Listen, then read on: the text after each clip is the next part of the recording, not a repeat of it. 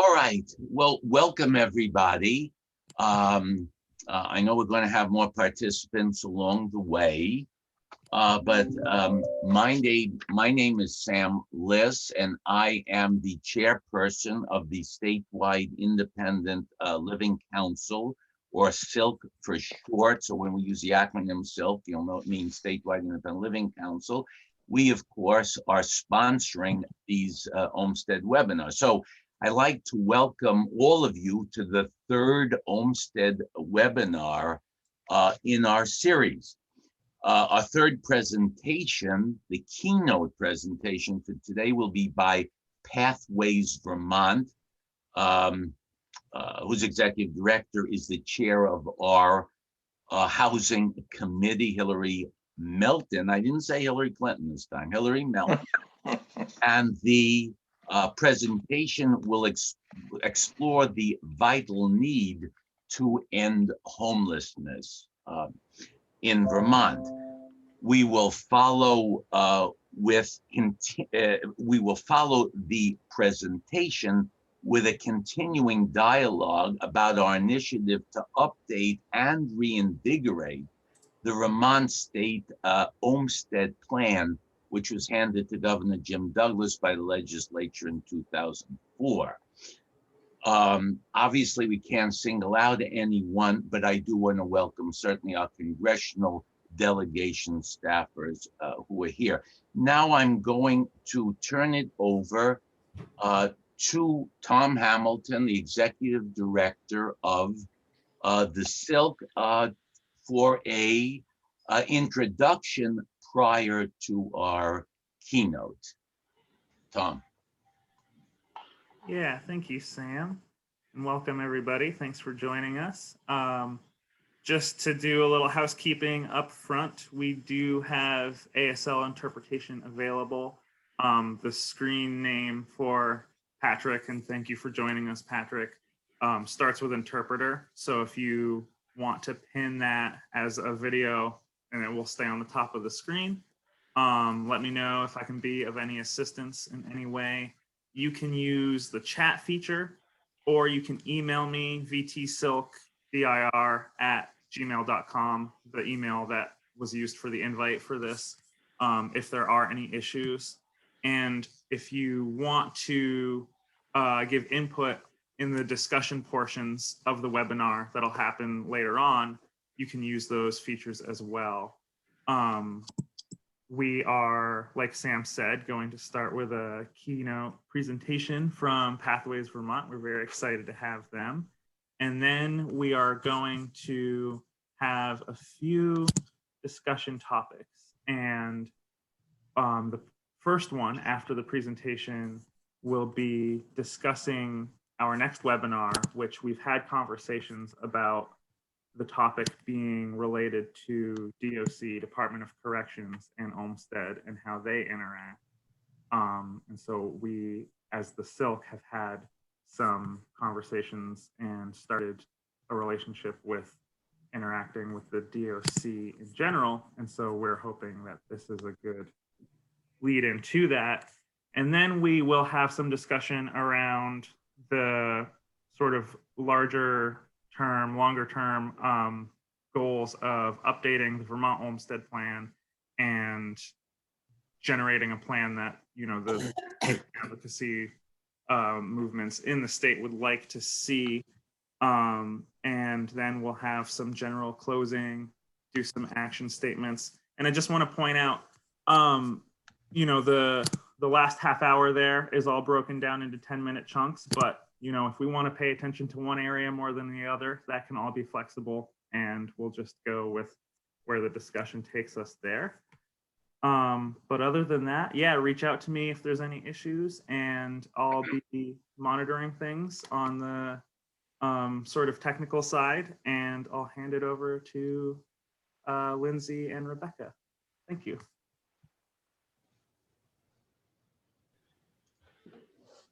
Great, thank you so much, Tom.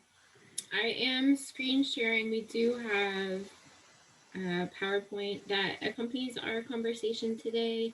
And we will be sending that along to Tom for folks for reference afterwards. Encourage you to please ask any questions you might have. Love to have your feedback, thoughts, opinions, expertise as we go along today. Also, with Zoom, it's a little bit hard for me to both monitor what's on my screen. It always looks perfect. So do give me feedback as well in case something that appears on my screen or something I'm talking about isn't cohesive or consistent with what you're experiencing. So we'll start by introducing ourselves, and Lindsay, I'll let you go ahead and introduce yourself first. Hi, everyone. Thank you so much for having us this morning. My name is Lindsay Mesa. I use she, her pronouns, and I work as the Director of Housing First Programs at Pathways Vermont. I've worked for the agency for about 9 years now, and I am deeply, deeply committed to ending homelessness in the state, in the country, in the world. Very passionate about it and believe that it's possible. This particular presentation today is just striking me close to home and a little bit differently than it has in the past. This past year, I became a mother, and new parenthood is filled with so many unexpected joys and struggles. And for us, one of them was my daughter has a rare genetic diagnosis. And folks who've come before her typically don't get the opportunity to live independently. So I am so grateful to be sharing about Olmstead today and a part of this series, and grateful to the brave people who have made a path for my daughter that might look a little different. So I'm excited to be here. Thank you. My name is Rebecca Lawrence Gomez, and I'm the Assistant Director at Pathways Vermont. And I just want to echo what Lindsay said. It's a real honor to be joining you all today, and both within my work context as well as a personal context, I'm very grateful for the Independent Living Council and that you all are engaging and ensuring as best you can that our state is prioritizing independence for folks, especially folks who have disabilities or experienced other challenging events in their lives. And I come to this work in part, thank you, Ed Paquin was my first real boss in this world. And I initially worked with disability rights. And while there, one of the things I did was read the book, The Lives They Left Behind. It's Suitcases from a State Hospital Attic. And some of you may have read that. And I also read that over 10 years ago. So maybe even my perspective on it now might change a little bit. But I do know at the time when I read it, I was humbled and struck. It tells a story of folks who were in an institution in upstate New York during the middle part of the 20th century up until the later years of the 20th century. And it just told about many people who lived there for decades and decades and decades and decades. And I remember having a really kind of visceral experience being a young adult who was trying to figure out the balance of independence and living with my parents and negotiating life about these individuals who, seemingly had moments in their life that were very challenging, and yet then were confined and limited in where they could live and how they could experience this world by us, right? By society and the norms we had set up for them. So that really brought me to a place of having energy and commitment to making this world a better place, to ensuring that folks have opportunities to try things and to live as they want to. So we'll go ahead and start off with a real quick overview of Pathways Vermont. We're an organization, we're a nonprofit that was established in 2010. So we're just celebrating, wrapping up our 10th year anniversary. We provide both regional and statewide services, a variety of services, predominantly focused in ending homelessness and offering innovative mental health services.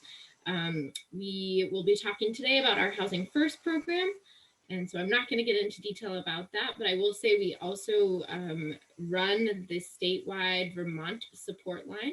So that's our phone number up there, 833 VT Talks. It's a service that's available to any Vermonter who's having a tough time, is looking to connect with someone, wants to hash out whatever it might be. It could be related to pandemic, it could be related to everyday life, substance use, loss, all of those possibilities. We also have a residential home called Soteria House. It is a 5-bed residence located in Chittenden County for persons experiencing an early or first-time mental health crisis. So it's intended as a hospital alternative, and it utilizes modalities and services that are focused on connection, on relationship, on believing that exceptional experiences have meaning, and that there is something within which can someone can go through an experience and not necessarily use medication. So medication is available, but it is not our primary tool for responding to the exceptional experience. We have over 100 staff. We are located statewide, although not all our services are available statewide. We'll talk about that a little bit later. And we have a real emphasis on a model of people serving people. So sometimes we'll reference that as peer services, as an organization that is peer-led and driven. We also hold this expectation in a more universal and broad stand, right? That we approach everything we do as someone who maybe has been in a situation or might be there in the future. Today when we meet, here's real quick our objectives, what Lindsay and I are hoping you walk away from this approximately hour together, that you will, we're hoping to explain the correlation between individuals covered by the Olmstead decision and individuals experiencing chronic homelessness. So we're hoping to kind of demonstrate and show the continuity in terms of challenges and persons who, for whom both of these experiences might be an influence or impact in their life. We're going to investigate the efficacy of the Housing First model for serving individuals with disabilities experiencing homelessness. We're going to explore core components of the Housing First framework and the evidence behind it, and we'll provide that in the context of Pathways work in Vermont and the work that we do. And finally, we hope to anticipate ways to advocate for Housing First and end homelessness among Vermonters with disabilities. We feel like that's not only something we can talk about and wish for, we truly believe it is attainable well within our lifetimes. Let's start with a visual. Anyone want to tell me what these two places are? Pop it into chat. Welcome to unmute. Oh, the top photo looks to me like the original Vermont State Hospital of Waterbury. Yeah, this is from a postcard, actually, back in the day of the Vermont State Hospital. And does anyone recognize the picture on the bottom? Is that the training school? Yeah, so Yeah. that's the Brandon Training Institute. Yeah, and I think this is a really important place to start as we talk about chronic homelessness, as we think about Olmstead in Vermont. I am one who actually always find it hard to go to the Vermont State Hospital building, to go to the state complex.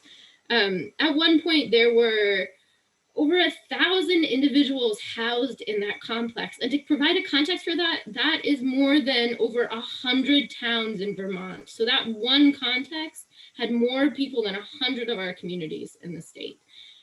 And same with Brandon Training Institute, over its years and time in service, that it held at one time over 600 individuals and had more than 2,000 people total who spent time there and lived there. And I think it's important to highlight this because Vermont is not immune from this history of institutionalization, that we have also had periods wherein some of our folks who were having tough times, yes, maybe had periods, not only periods of institutionalization, but long extended lifetime stories in institutional settings.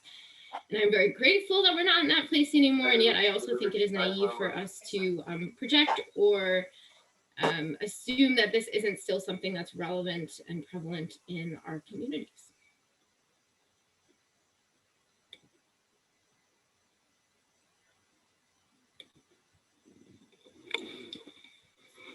All right, so moving on and just introducing a little bit around Olmstead. And I just want to acknowledge there are many on this call who are much greater expertise than myself around the Olmstead decision and the Olmstead period. But I first want to start by proposing that we stop calling it Olmstead, that I really think we should be talking about Lois and Elaine. I was personally actually very disappointed, maybe even offended to learn that Olmstead was in fact the name of the defendant in this case.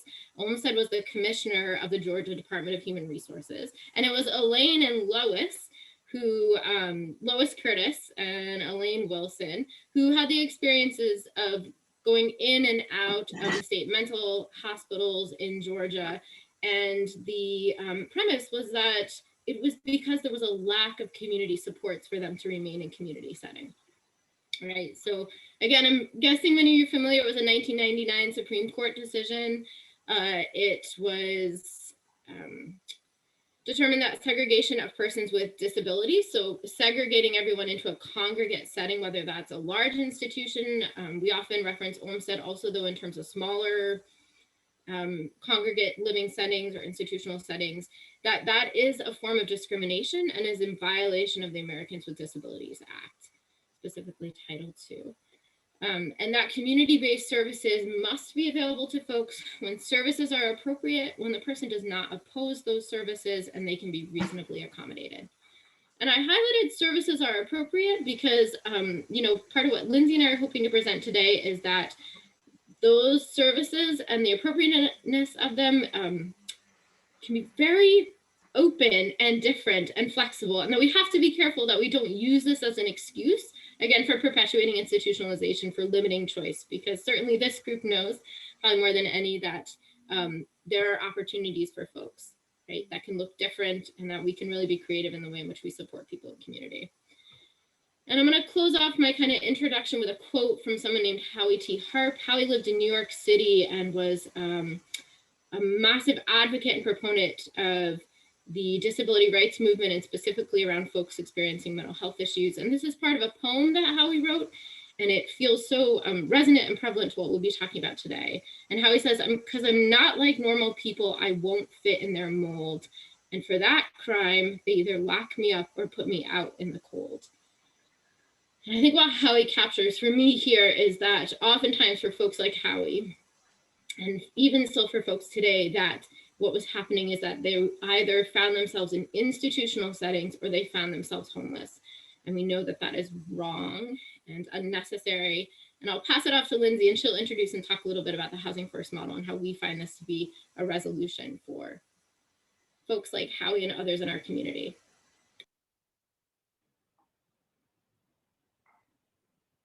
I want to start us off today by sharing just a few pieces of the story of somebody that I met when I first started working for Pathways 9 years ago. His name's John.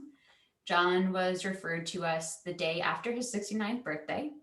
And at that time, he'd been homeless nearly half his life, nearly 35 years. So when I met John, he'd been experiencing homelessness for longer than I had been alive.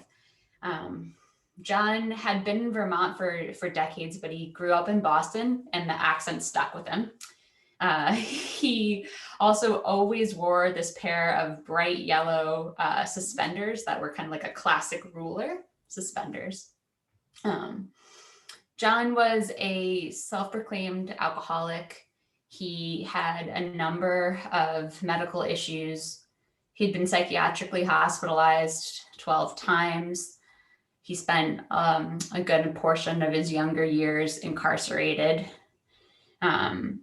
So John was somebody who was not only experiencing homelessness, but somebody for whom he was caught in a cycle of utilizing institutions and being stuck in institutions. John was well known to our community. He was perhaps too well known in that he had been banned from many of the local resources. He was often picked up by the police for sleeping out in places where he wasn't meant to be, brought to the drunk tank for the night, just to be out on the street the next morning again. John couldn't utilize shelter resources consistently because he did drink, and many of the shelters required that he be sober in order to access them. John had one of his medical issues was that he had a shoulder that was in need of surgery for repair. It would perpetually dislocate. He wasn't able to access that surgery that he so desperately needed, because the doctors didn't feel they could responsibly perform surgery and then discharge him without an aftercare plan that included permanent housing. When I first met John, the first thing he said to me was, "Have you ever heard of a fella called Jimi Hendrix?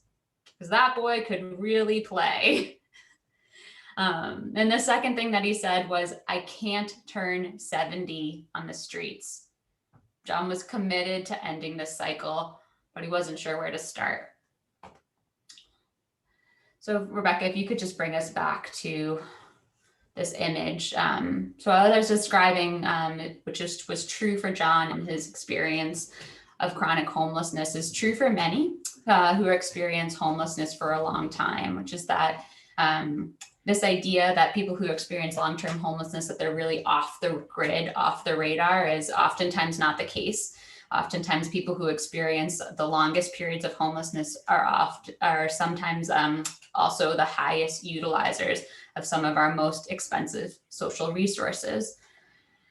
And the reason for that is that it becomes impossible to exit what we call the institutional circuit.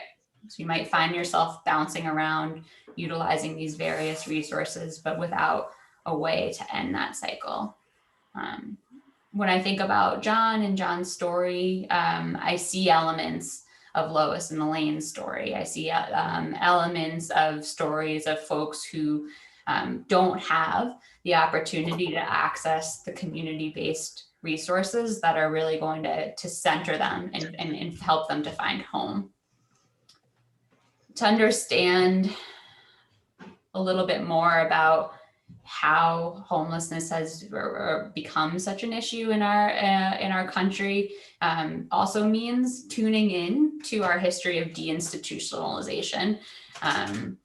We have, made some strides to support people to be able to be in the community, but if we make legislation that allows that to happen, but don't also provide resources which allow people to really find home and community, we end up with more people caught in that cycle. And that's the history of part of the history of homelessness in the United States. So I want to just spend a minute looking at this image here and focusing in on the traditional response to homelessness.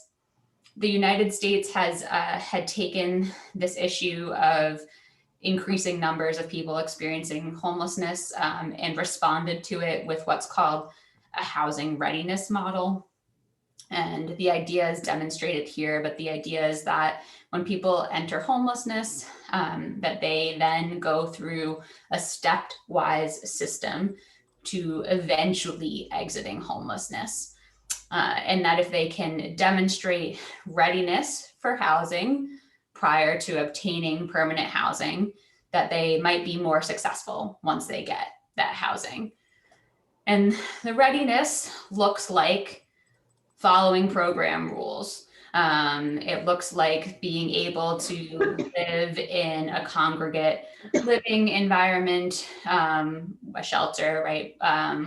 It looks like being able to demonstrate treatment compliance, which often means psychiatric stability, abstinence from substances. And that, again, the theory was that if people could do this prior to obtaining housing, that when they get into housing, they might be more successful.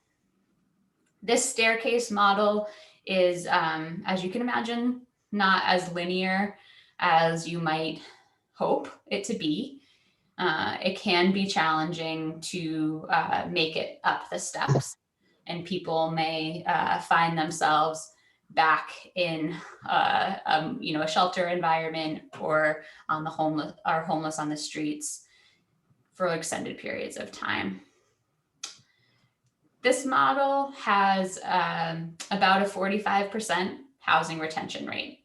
So if you ask people to demonstrate readiness as defined by this model, and they finally access permanent housing, about 45% of people then maintain that housing. And what we're going to talk about today for the rest of our time is a different way of supporting people that was born out of a desire to better meet the needs of people caught in that institutional circuit.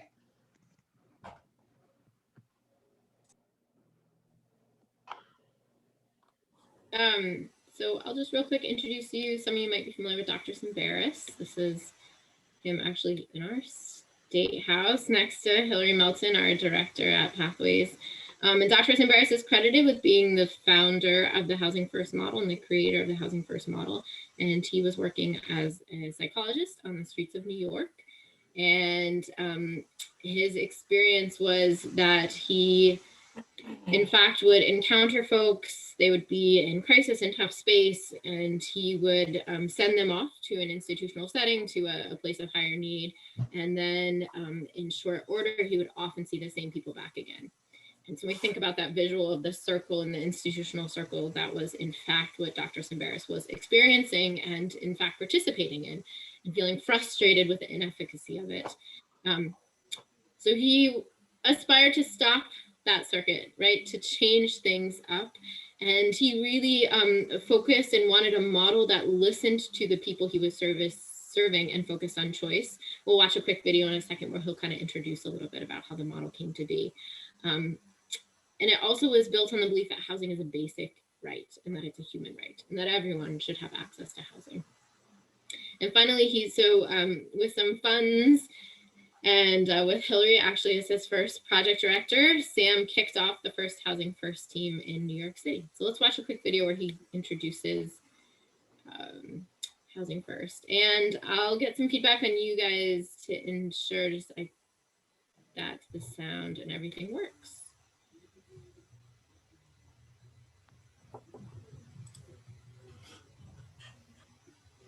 The first step was the realization that what we knew in terms of us as experts was not sufficient to solve the problem. And so the first part of finding a solution was to include in the conversation about the problem the people we were actually working with, the people on the street. We've tried taking you to the hospital. We've tried getting you into these programs. We've tried getting you into a alcohol or drug treatment program, and it hasn't worked. What can we do differently? You tell us what would work for you. And the person would say, isn't it obvious? I need a place to live. And as strange as that may sound, because it's so painfully obvious, that was not a route available to them. The only way into housing was through treatment first and then housing. So having realized that the solution was about direct access to housing, step two was to create a vehicle for providing that service, create an agency, Pathways to Housing, get a grant that had money for rent and support services, and then go back to those people on the street and offer them what they wanted most, a place to live. While that seemed obvious and simple, it had not really been done before. Someone on the street that was visibly using or symptomatic, and giving them the opportunity that they were desperate for, asking for, a place of their own to live, required a suspension of our own anxieties and our own sense of we're liable, what's going to happen, because it was a different level of risk, a level of risk that certainly the hospital system wouldn't take, and certainly many housing providers or other programs don't take. Programs like a lot of control, especially with things that they're afraid of or don't understand, like mental illness. So it does require that you suppress your anxiety and you allow the person an opportunity to live in an apartment. We didn't know how that would turn out. We didn't know how it would turn out for the person we were bringing into the apartment. And because we were renting from the private market, there were other individuals, families, old people, young people there, kids. And so it was, fingers crossed, we're going to let this person have a shot at housing. And we were very diligent about visiting. I mean, you know, it's housing first, but it's not housing only. There's a lot of support in this program, and the support is in the form of a visit from one of the staff, especially in the beginning, the first weeks, every day. How are you doing? Everything okay? How's it working out for you? So there was a real, you know, kind of to manage our own anxiety and to support the person. Both. We saw them a lot. It worked out spectacularly well.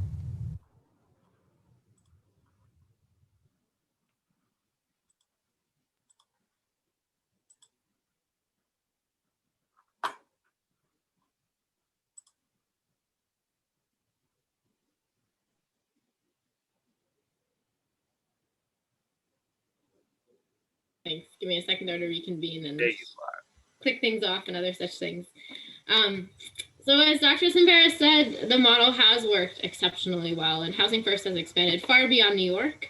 There are Housing First programs throughout the United States, throughout Canada, Europe, I believe in Australia and New Zealand as well.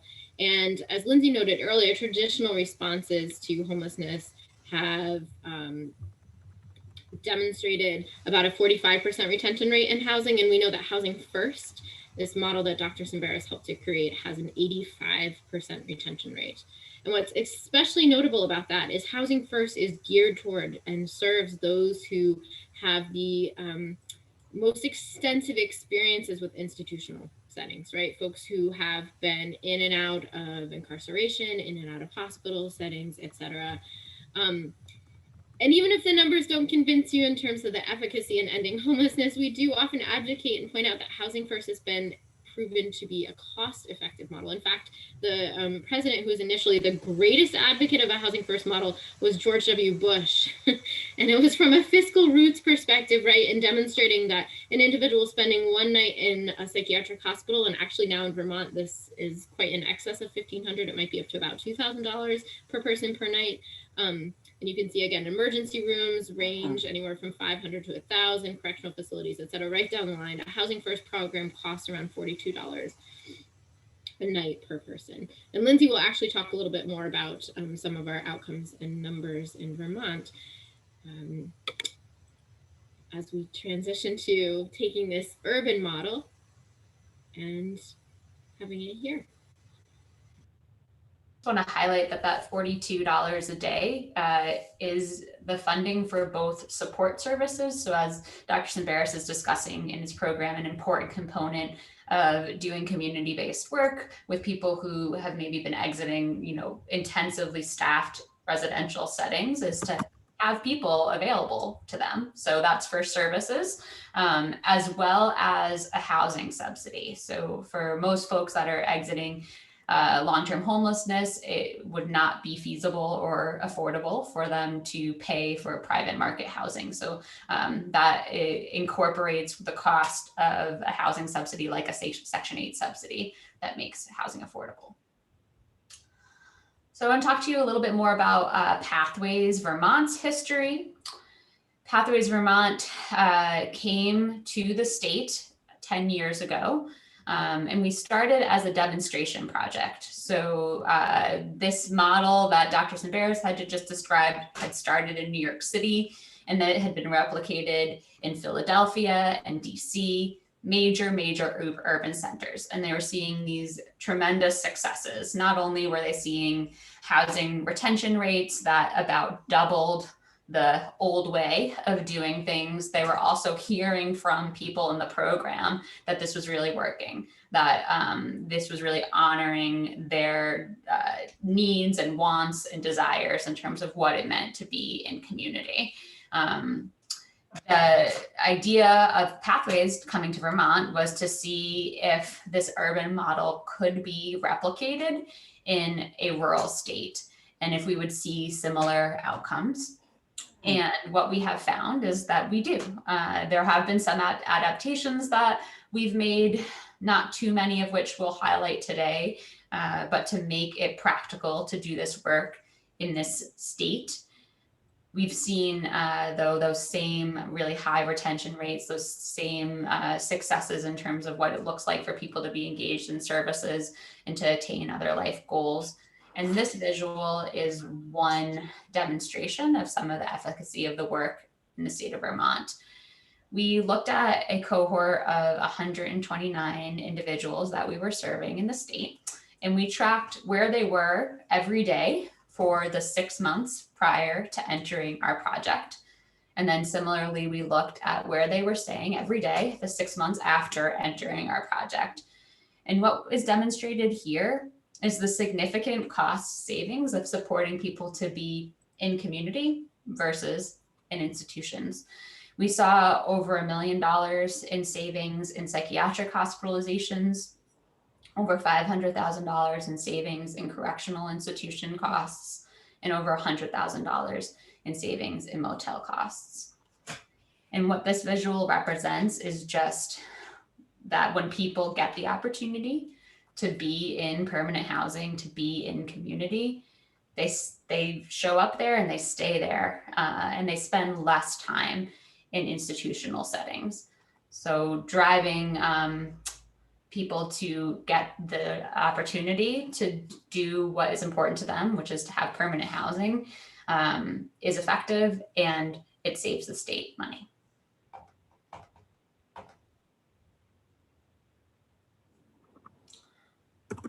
We're going to spend time today talking about how we do this work. So Housing First is a philosophy of practice. The philosophy is about believing that people are their own experts, that each one of us really does know what we want, what we need, what's best for us, and that we are most effective at providing supports when we just honor what people say is important to them. It's also a practice.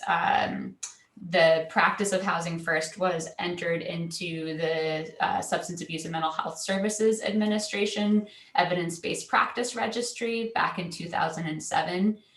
This is the model that has been deemed most effective at ending homelessness for a population of people that might look on paper to have the most barriers towards successfully exiting homelessness. So as Rebecca was mentioning, this was designed as a model for people that were exiting really long periods of homelessness, institutionalization, and for whom had a significant psychiatric diagnosis, that what could be a barrier to them maintaining their housing. What we now know 30 years later is that this model, this recipe works for other populations as well. It's a good model for ending homelessness. And when we really look to change our systems away from perpetuating the experience of homelessness towards rapidly ending it, we do so with a Housing First model. And the core components are here on the screen. We're going to talk today about the idea that housing is a basic and universal human right.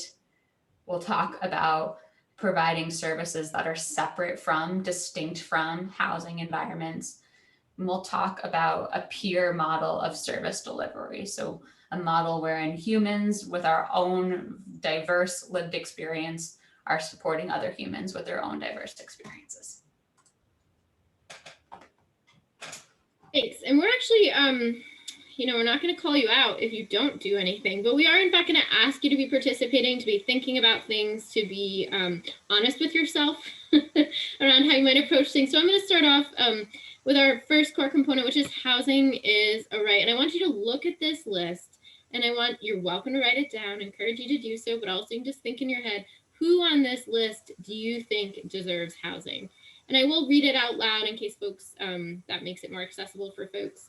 I have a single mom, an elderly man, a person with no income, a man with a sexual offense, someone using heroin, a hardworking family, a college student, someone with an arson history, a trust fund kid who's never worked a day in their life, someone who used their last apartment for a meth lab, a runaway youth, and a person who is non-binary. So again, the simple question is, who do you think deserves housing? You can answer, you don't have to answer out loud, just something for you to think about and hold a spot for. So Housing First follows the Universal Declaration of Human Rights that was written by the United Nations in 1948. And in Article 25, highlights are by me or bolds are from us, but they say everyone has a right to a standard of living adequate for health and well-being of himself and of his family, including food, clothing, housing, and medical care, and necessary social services. And I want to say that although this seems really basic and something that we all believe and want to believe, we know that in fact, supporting all of these people, supporting everyone in our community to have housing can be really challenging. And Lindsay and I and anyone else who's had the experience of working in homeless services and working in times when budgets are tight, where finances are tight, we will oftentimes hear folks leaning in and or leaning away from particular populations, right? Being selective around who has access to housing, who has the right to have a home. It is human nature to go to that not in my backyard place, right? It is a natural reaction for us to have fear, for us to feel unsure, and yet we know, and a core component of practicing Housing First is holding that belief that housing is for everyone, that everyone deserves a home, that everyone deserves a place to live.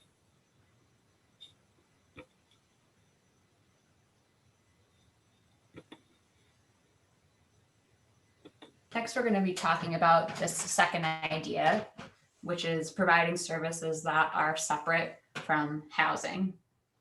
And again, I want to just ask you to do a brief thought experiment.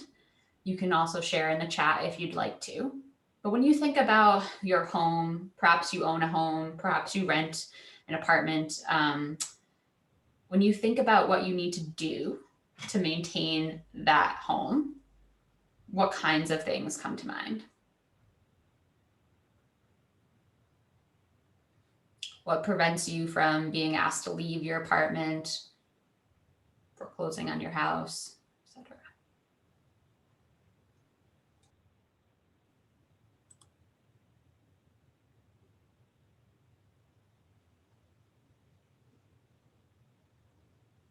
Pay your rent.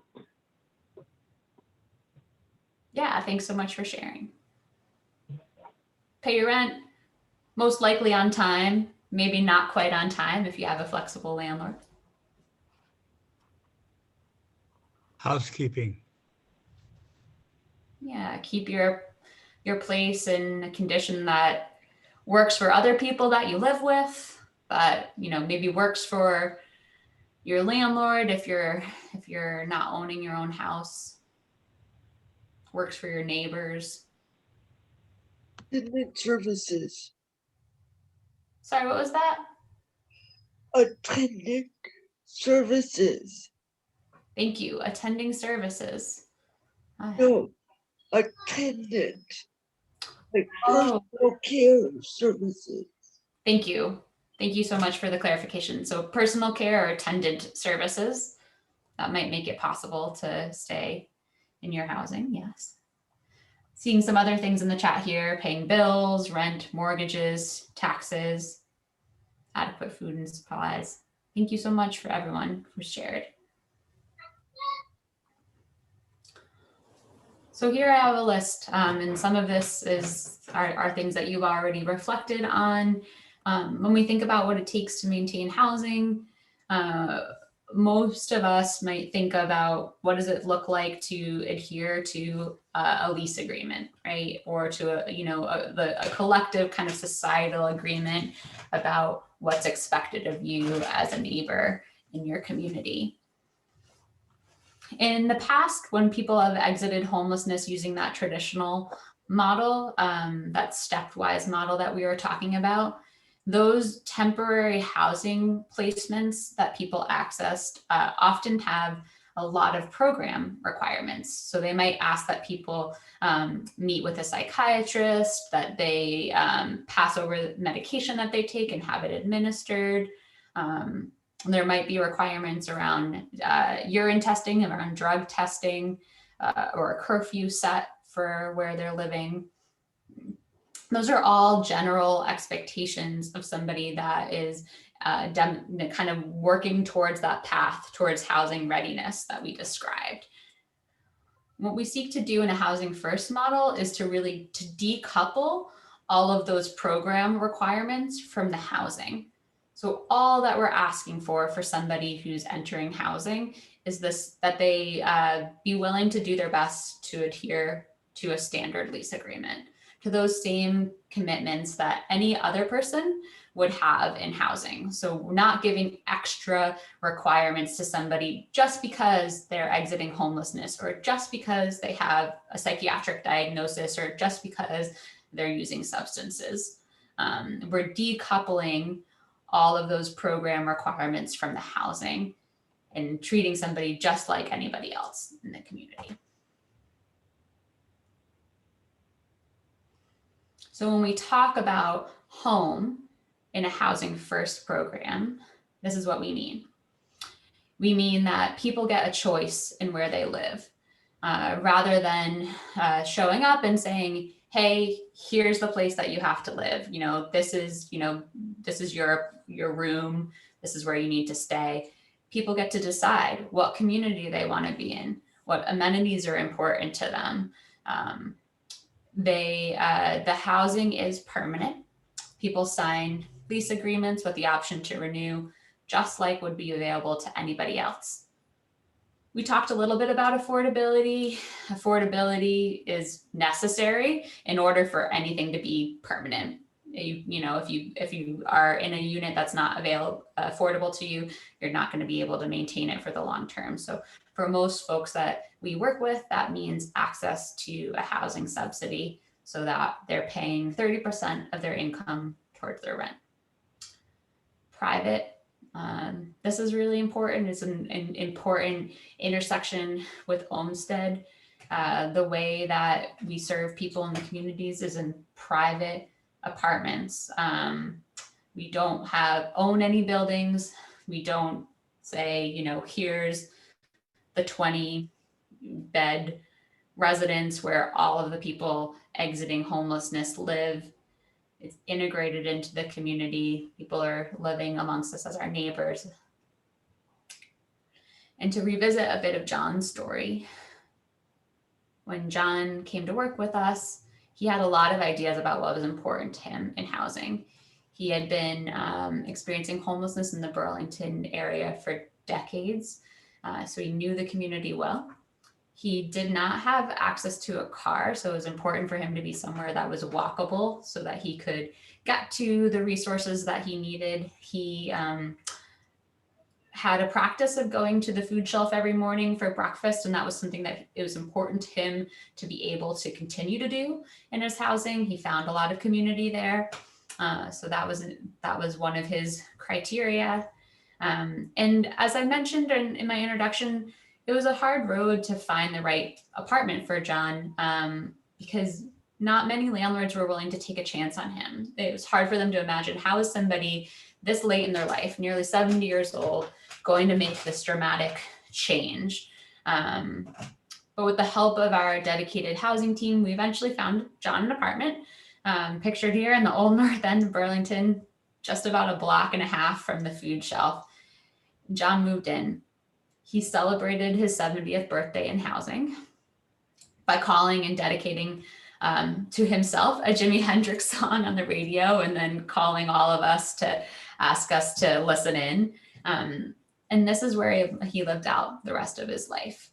For John, the first apartment was the apartment for him, and it was his home.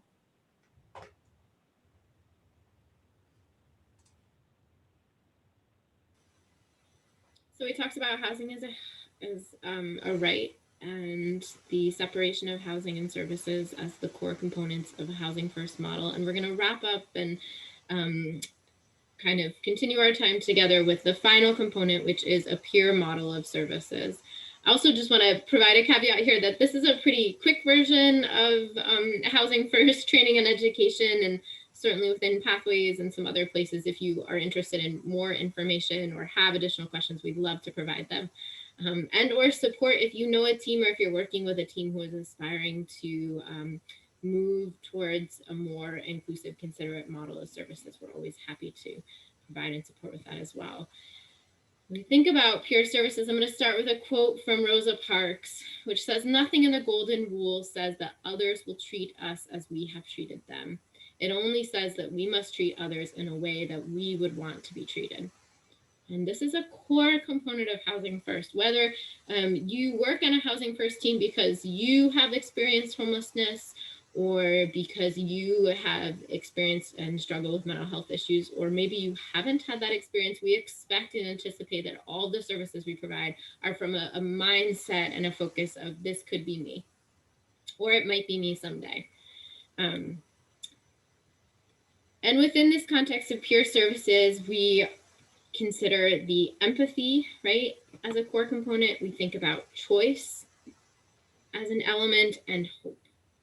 So we're going to start off for empathy. We're going to watch a video that some of you may have seen from Brene Brown that talks about empathy and the value of empathy. So I will set myself up here.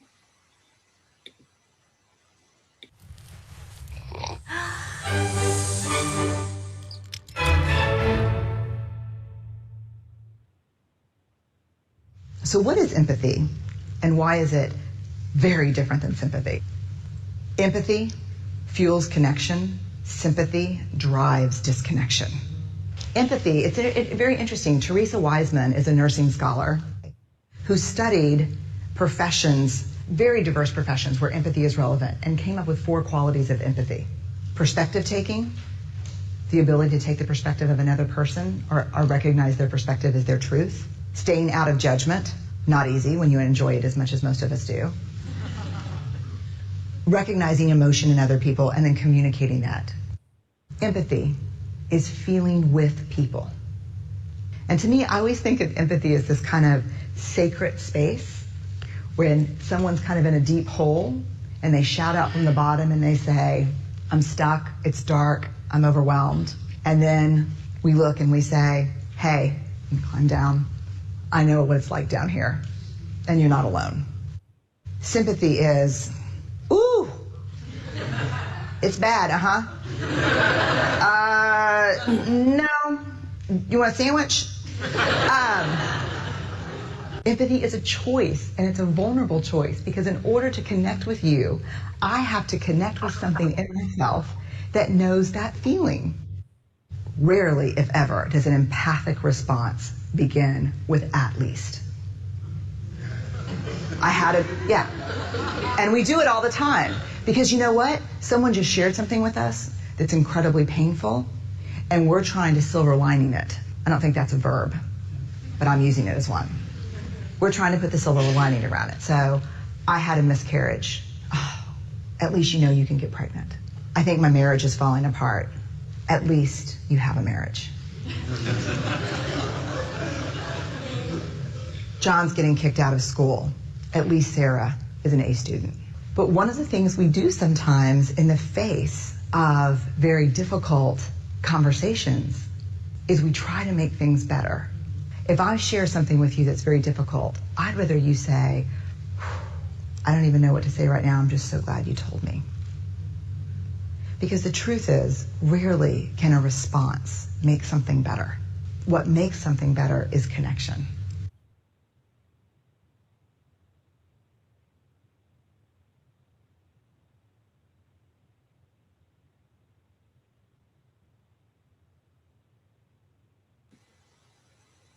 So we know that a core component of providing really excellent, strong services to folks, and especially the Housing First model of services, is having empathy for folks we serve, for thinking about the way in which we're providing services from a place, again, of how would I want to be treated? What would I want things to look like? How would I want to feel? The second element of peer model of services, we're going to do a quick activity to kind of introduce it. So I'm going to click you through some slides, and I'm going to ask you to think about what's your favorite. And specifically, we're talking about what's your favorite color. And I'm going to start with asking you, did you choose green or did you choose yellow? Or maybe you didn't choose green or yellow, so maybe it's orange or pink.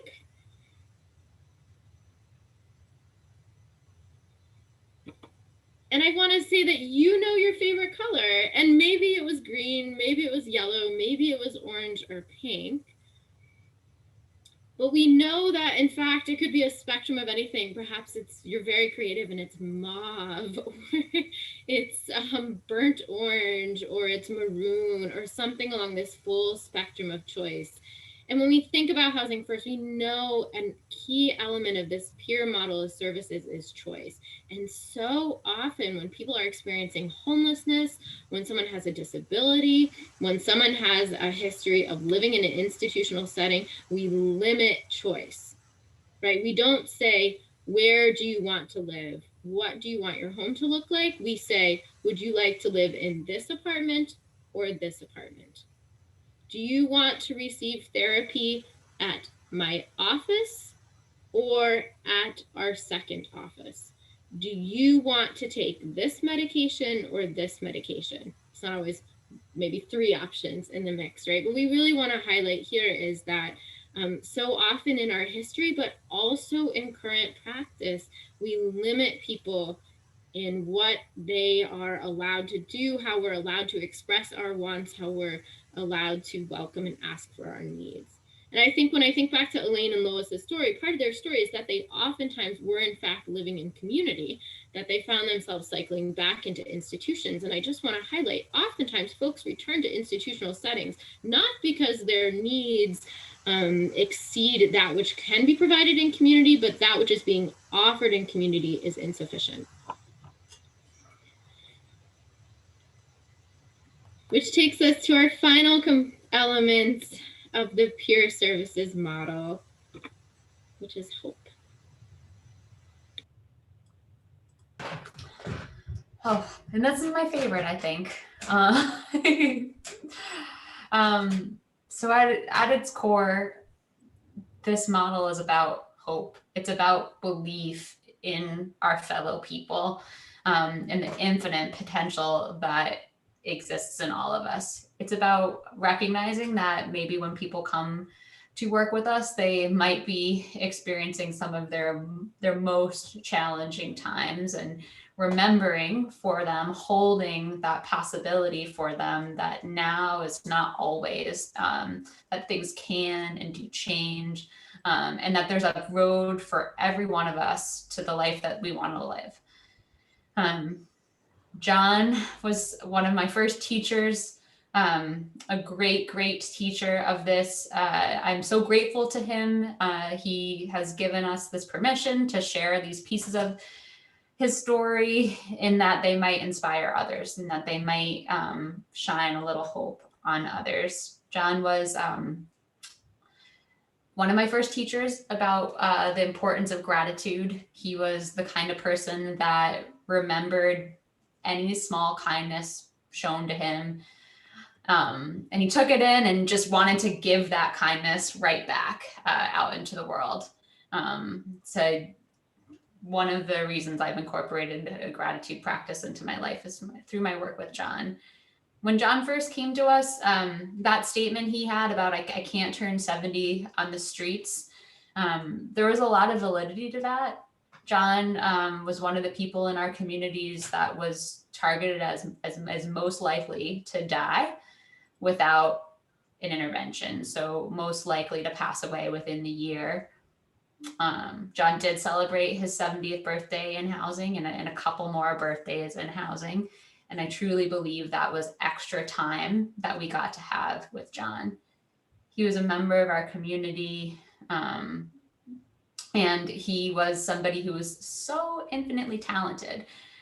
In homelessness, John had strayed away from one of his lifelong passions, which was music. And in housing and with working with us, he had the ability to reconnect with that passion and to start playing again. So to leave you with a little bit of hope and possibility, we want to just show you a really brief clip a couple of years back, John. And Another participant in our program, Conan, had the opportunity to play some music that was on TV for a bit. So. Still trying doing that. All right, just hold us on, play a little bit. Play a little bit? Go ahead. Okay, my name's John Kane. I've been playing this guitar since 1968, I guess. My main influence back then when I started was Jimi Hendrix, if anybody knows him. He was an awesome guitarist, God rest his soul. But I could have got into the business, but alcohol and addiction screwed me up for a while, but things are going all right now. I want to thank Pathways Vermont for letting us do this afternoon, and bless you all. Ready? Yeah, man.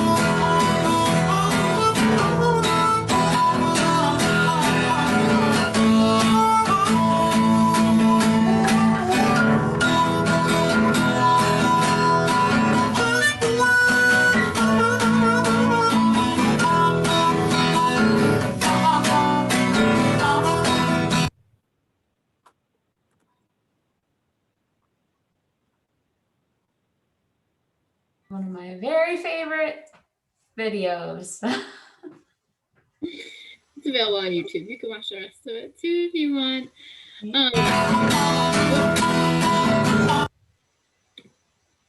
All right, so just to wrap up our time today, and we hope to hold a couple minutes for questions as well, but we do want to kind of highlight what is outstanding, right? What does Housing First mean?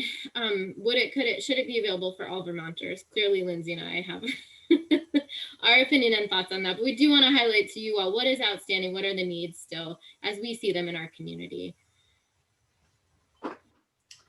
So this is just a brief graph of some of the other folks that are living in our communities who have not yet found home, who might, by best we know, right, might be interested in having that opportunity. Annually, the state and actually the federal government requires this of every community, conducts what's called a point in time count. This looks at on a given night in January, who amongst us is experiencing homelessness. These numbers here look at the data from last year. Actually, this year's count is tomorrow. It's an imperfect number because it's just capturing that one snapshot in time, but it gives you a sense. Last year, 184 people were experiencing chronic homelessness on that night.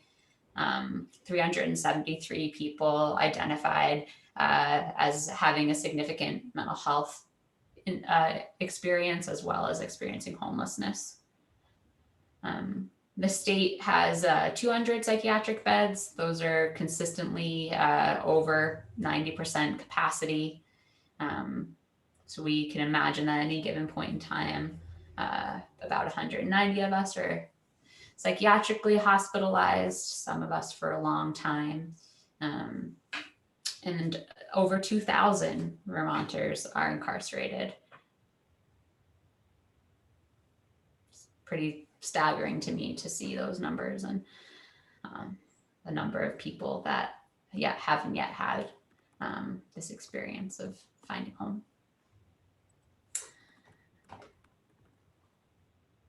Our permanent supportive housing program is currently available in 6 communities throughout the state. And I would say in transparency, the selection of those communities is actually not based on the greatest need as demonstrated by experiences with homelessness or mental health struggles. It's really been around community advocacy and requests for permanent supportive housing.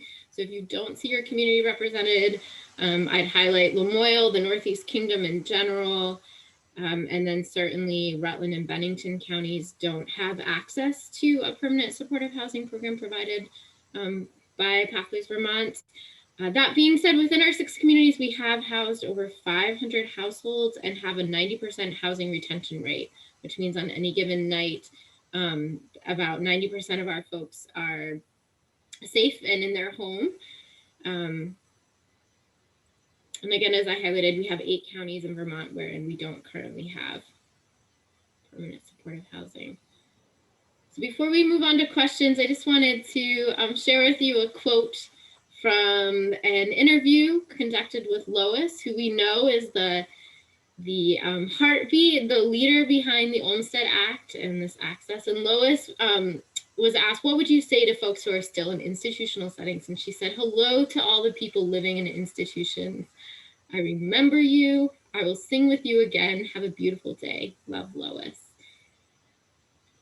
And we feel like Lois captures here the reason that we exist as an organization, the reason that we do the work that we do, is because of folks like Lois, and so that others like Lois can also be in community and be in their own homes.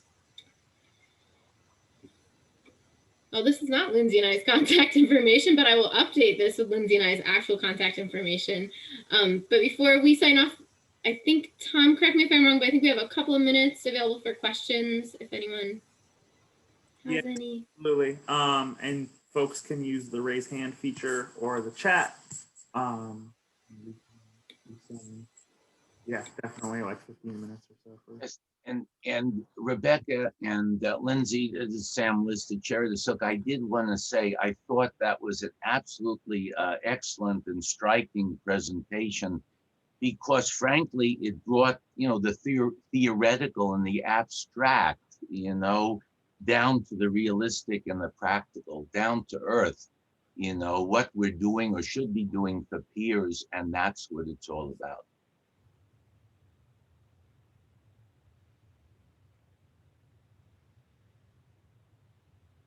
Thank you, Sam.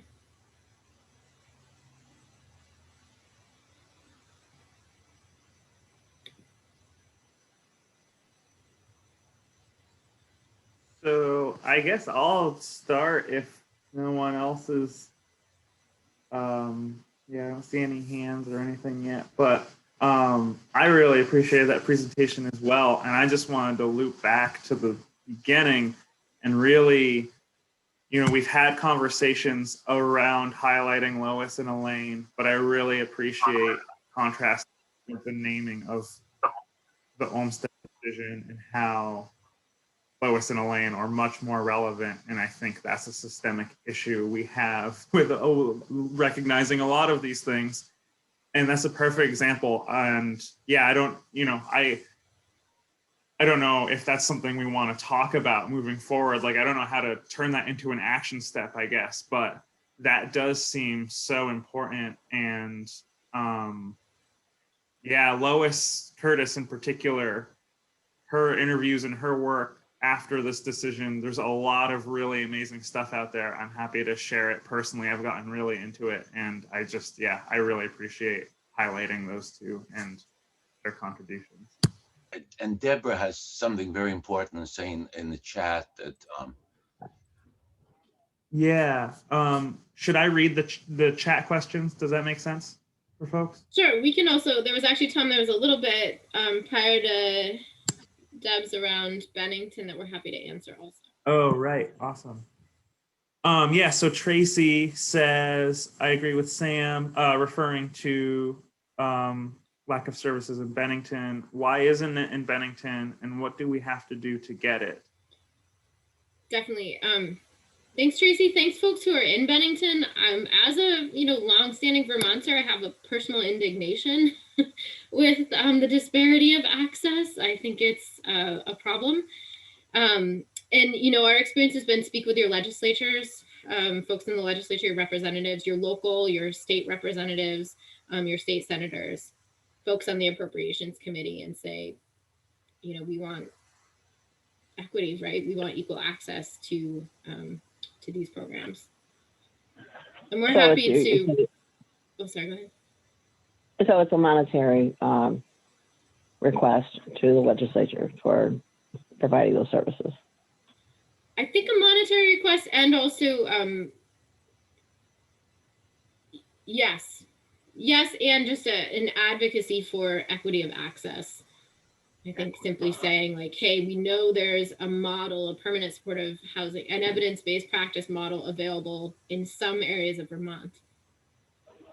We'd like to see it also available where we are. Because I feel like it's really up to not up to any of us really to make things like that work, right? That it's really up to those in power and access. There was a question from Deborah Lucy Baker about conversations with families of young people with disabilities and young people themselves about using the elements of Housing First with these Vermonters.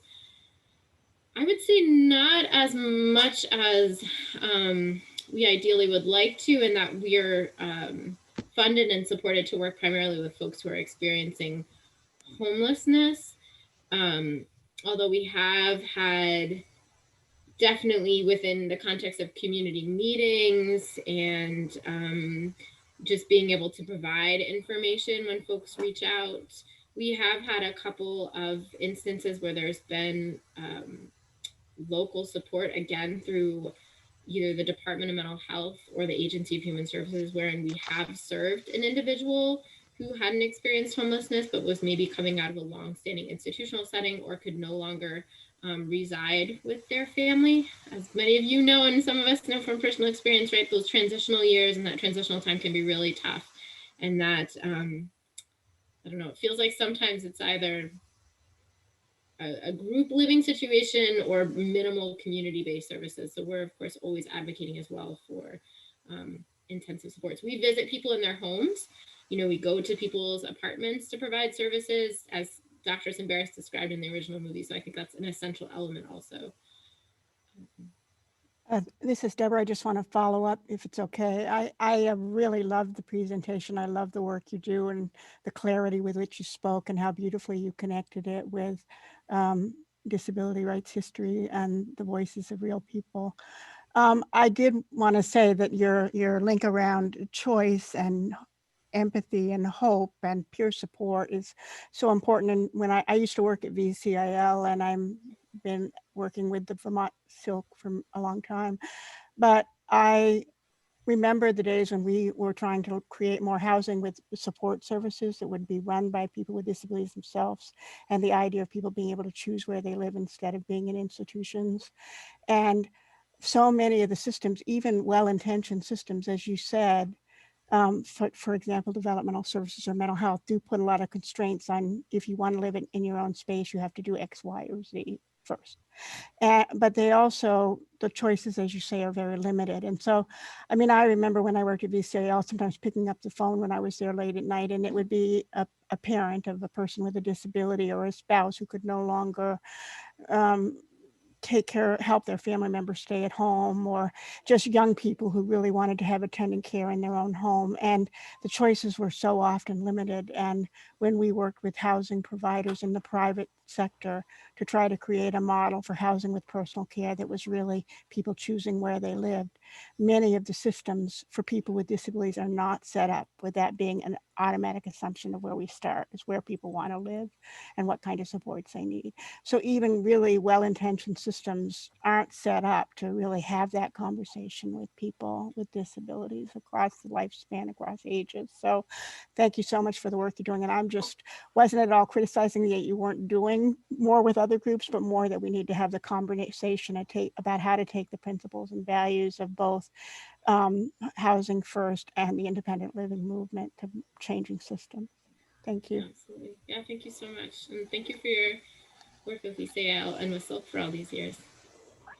There was a question around landlord relationships. We, as Lindsay highlighted briefly, really quickly, we have separate services team and housing team. So we have staff whose only job is to schmooze landlords, to show love, appreciation, on-time payments, minimize challenges and struggles. We can't speak enough or highly enough of our community landlords.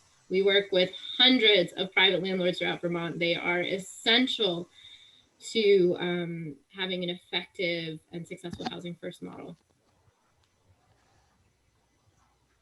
I'll answer Adam's question around effectiveness. This is one of my most favorite things about Housing First is that it's been so well researched at this point, right? We have 30 years of research about doing things this way, and it's been replicated all across the world and sees that similar 85% or higher housing retention rate. So we know that when we utilize these elements, kind of follow the recipe, we see that similar success rate in communities all around the world.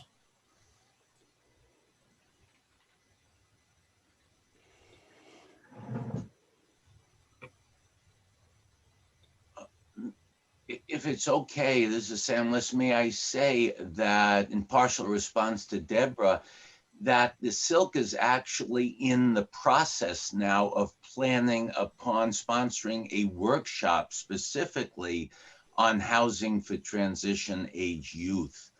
It was an idea that was brought up by Diane Dalmas, the director of VR, Voc Rehab, and also people at the Vermont Family Network. So hopefully, and it's within the SILC's intent that we collaborate on something like that also.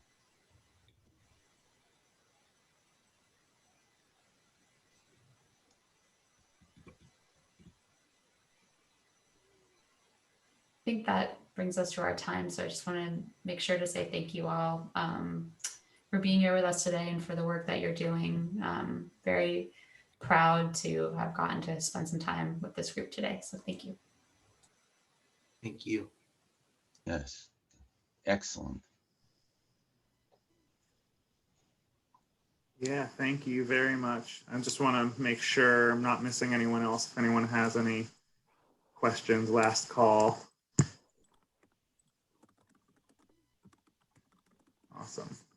Yeah, there's so much there. I will definitely personally reach out and follow up on some of that stuff because there's so much to talk about, and given the current circumstances, just the point in time count and topics like that, I'm really interested in diving more into. And I just say, I'm happy to pass along any of that contact info, and folks can reach out to me to connect those gaps if it's helpful. So let's move on to discussing the upcoming webinar and sort of connections with Department of Corrections. And, it feels like a lot of that conversation when that presentation, there are elements in there that seem very relevant. So I'm just catching up on the chat here. Yeah, thank you. I think, I kind of want to pick on Hillary Melton here a little bit as we move into this conversation, because, that's where I think we were starting. We've had a work group, just for context, we've had a work group, and the SILC has monthly housing committee meetings that Hillary is the chair of. And that's where a lot of these discussions and planning is going on outside of these webinars. And the connection to DOC has been established there. And I just going to sort of, shout out to Hillary as the chair, and maybe Sam just on, adding some context for what a conversation with DOC would start to look like, and then we can open it up. Does that make sense? Yeah, this is Sam. I think that the natural lead-in to the corrections issue, it has already been established by today's webinar. Why is stable housing so important to prevent recidivism in the corrections system? It's a large portion of our population. Corrections and independent living is a definitive objective in the SPIL, a state plan for independent living, which the SILC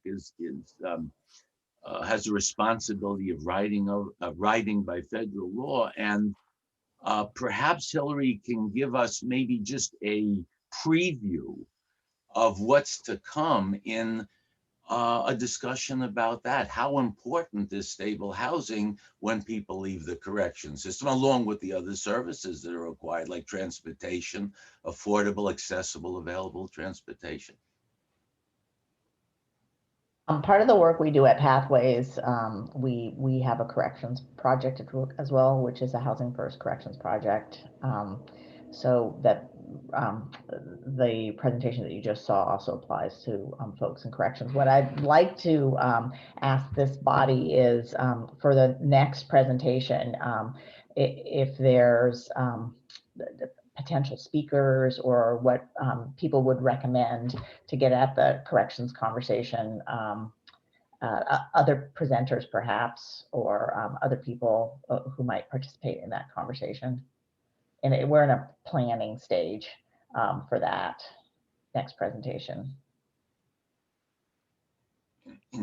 The only thing I will add, and most of us know, is that the Disability Rights Vermont, of course, has also been historically involved in corrections and equity and independent living. So I don't know if Ed wants to, or Mary want to add anything, but that they and others have been involved.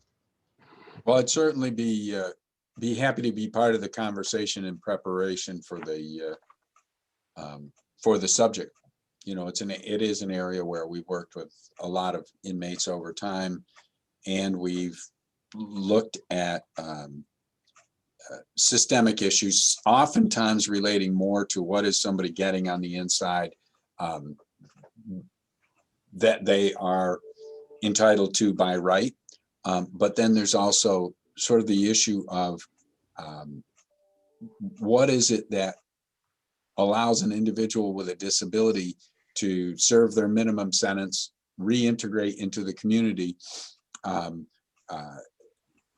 when their non-disabled peer would pretty likely get out at their minimum. And we find people stay a lot longer when they have a disability, when there's more challenges of recognizing what their situation is going to be. And the central part of that is certainly housing and the services to surround it that can make it work. So certainly we can be part of the conversation. And, you know, Hillary, if you want to be in touch with us offline, we can see if there's a contribution to be made. Sam? Yes, Sam. Patrick. Yes, hi, Patrick. Go ahead. I don't want to repeat what Ed just said, and folks on the call know more about current status of corrections right now than I do. But back when I was involved, there were actually people in corrections who wrestled with this issue. And I don't know if there's anybody there now that should be part of any presentation, because the statistics are shocking, actually. The number of people in corrections who are stuck there because they cannot find suitable housing would save tens of millions of dollars if they were actually able to leave in a timely fashion and find housing. At least that was true when I was around, and I believe it's still true. And the number of those people that have some kind of disability, especially some challenges with mental health, is also shocking. So I think getting whatever you can, in fact, in terms of up-to-date statistics, would be really helpful in making the case that something should be done, because it should be done anyway. It's the right thing to do. But you could also make an Olmstead case about it, I believe. Yeah. Yeah, thank you, Patrick. And I just want to loop into the chat a little bit because there's some back and forth in there too. And Deborah, was asking similarly about getting data shared on people with disabilities and corrections and how that data is being used. And we've had conversations with folks who are doing work with Voc Rehab and helping folks transition out of the correction system. And so that would be sort of the first thing that comes to mind with getting access to some of that data. I think, to respond to all of this, Ed, Patrick, Deborah, the housing committee might be a good place to start connecting and having conversations with all those parties. The other thing, Sarah's mentioning Judy Hinkin, who had come up in conversations as someone who has experience working in the correction system. The other thing I just want to plug is experience in the correction system, not necessarily on an administrative level, but on a lived experience level, going through that system should definitely be a part of that voice. If, connecting those dots is really what I'm interested in. I think we have a lot of strong networking on the systems level with administrators and people providing supports. What I don't see is the lived experience component and advocacy in that way. Nothing about us without us.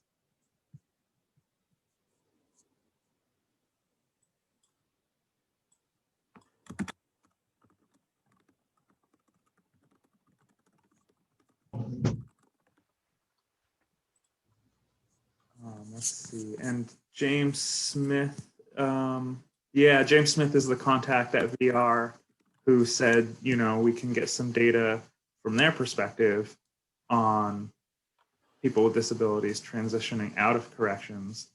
And of course, the question is what isn't getting captured is what comes up for me. And I don't know how to address those things. Similar to the point in time count, you don't know what you don't know. So that's a good starting place, at least, to have those conversations. And I guess, following the format that we've done for these webinars, assuming that these webinars are still going to be the format for a little while, as folks who have been to the previous webinars know, these were originally intended as in-person meetings with panels, more traditional sort of convention or event. And obviously we can't do that right now.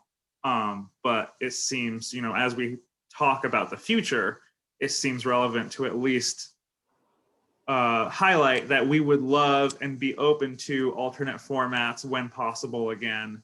And definitely, always plugging for feedback on what's working and what's not working, so we can make this experience the best possible while we're doing it this way. But this seems like a topic that would be really great to have multiple perspectives in a presentation or in a discussion, because there's so much there in terms of information, data from an administrative level, and so much to dig into on a personal lived experience level.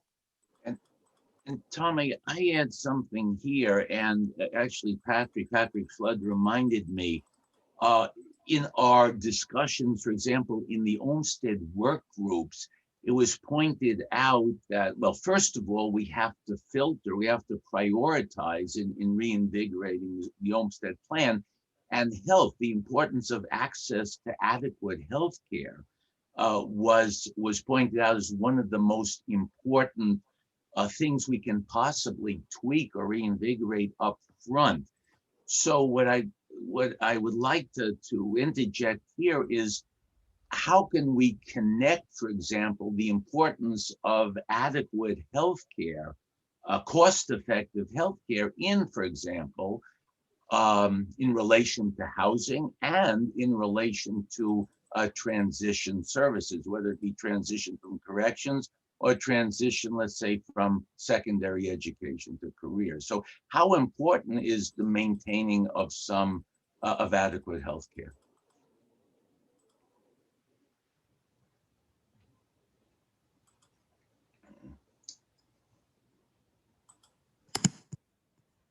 Yeah, and it seems, I'm reading the chat again, and it seems like some of these topics are allowing a nice segue into some further discussion. But Kara, is saying, I keep hearing people talk about choice in housing. I'd like to see a discussion about how much choice there actually is for disabled folks, especially for folks with chronic health issues that are severely affected by the condition of subsidized housing buildings. And this is, you know, feels relevant to a lot of conversations we've been having on this topic too, just about accessibility in Vermont, what that looks like. This is a perfect example. But, you know, we also have come up with new buildings being built that aren't accessible, things of that nature, that, you know, what does this actually look like in a rural area like Vermont with all of these idiosyncrasies with our housing already? I don't know if people have thoughts on that. I think Kara does. Yeah, could I comment on that? Sure. So, and sorry, I'm a little distracted. I have a 15-week-old puppy running around. What I'm talking about also specifically is that when somebody has choices other than subsidized housing, they can go places that, like, oh, this is a healthier environment, it's no smoking, it's et cetera. But in subsidized housing, even though there's a federal mandate, a HUD mandate that all buildings be smoke-free, it's not enforced at all. And since I've moved into my subsidized building, I've developed 3 lung diseases that are very serious. And the option they said is, here, have a voucher, go find someplace else to live. And it's like, where? This is 100% smoke-free building. What's better than 100%? If this is 100%, what am I supposed to look for? 200%? You know, so I think also, you know, somehow it seems less important to people that, oh, you have a place to live, but what about it actually being a healthy place to live? Thanks. Mm.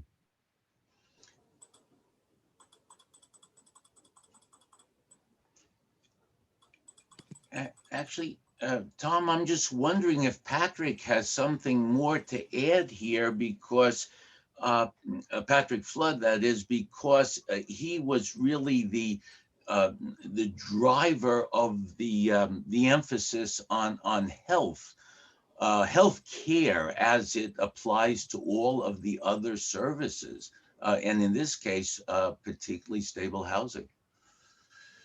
Well, you know me, Sam, I'm happy to talk. I think healthcare is absolutely foundational. And by healthcare, I mean health. I don't mean healthcare, I mean health. I think we focus too much on healthcare and what that implies in terms of hospitals and treatments and medications, when what we really need to be talking about, especially if we want to reform our system, is health. People need a decent place to live, or they will not be healthy. I don't know Kara, but I just heard what she had to say, and it's true a lot. People need decent food if they're going to be healthy. People need opportunities to be out and about, and never mind the need for things like attendant care. So in my definition of healthcare, all those things are included. And as we think about a revised Olmstead plan, I really think we have to focus some energy and effort on health and how we obtain that for people, because they're mutually reinforcing. In other words, you need health to be able to live in a independent setting and to work and to participate. But at the same time, you need those other things in order to be healthy. And I think that's a really valuable way to think about it. This is all connected. You cannot dissect these things into different pieces. So I encourage us to think about health in the broadest terms, and not have the healthcare system drive what our health looks like, but in fact, just the opposite. That the discussion about what health is and how we obtain and maintain health should really be driving the healthcare system. Believe me, that is not what happens today. Yes. Yes, thank you. And you know, as Tom was saying, and I was saying before, the really ultimate goal, or one of the ultimate goals of these meetings, is indeed to reinvigorate the 2004 Vermont Olmstead Plan, which for people who don't yet know, is not really a plan. It's a list of 11 challenges. And the challenges, my understanding is there was anticipated to be a follow-up. How do we meet those challenges? But it was never put in writing, really. It was never followed up in that plan. That's the intent of the SILC at this point. Now, obviously, the legislature has to, rewrite or update the Olmstead plan, but it's certainly within the SILC's purview to make suggestions about how the plan can best fit into Olmstead, into independent living, into cost effectiveness, and into the rights of people with disabilities. So that's what we're all about. And if we can have further discussion on that, it'll certainly help our work group going forward. What do people want to see? Sam, this is Theo Kennedy, and this is so complicated, and it seems to me many of these things have persisted over many years. But I would love to think about, as the SILC continues to energize and convene conversations like this, what concrete measures we might try to help with, and really identify, where are the best practices.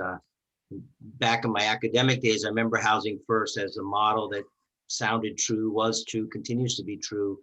And there are a lot of other, I was talking to Patrick just privately because I love hearing him speak, and you continue speaking. I'll listen, sir.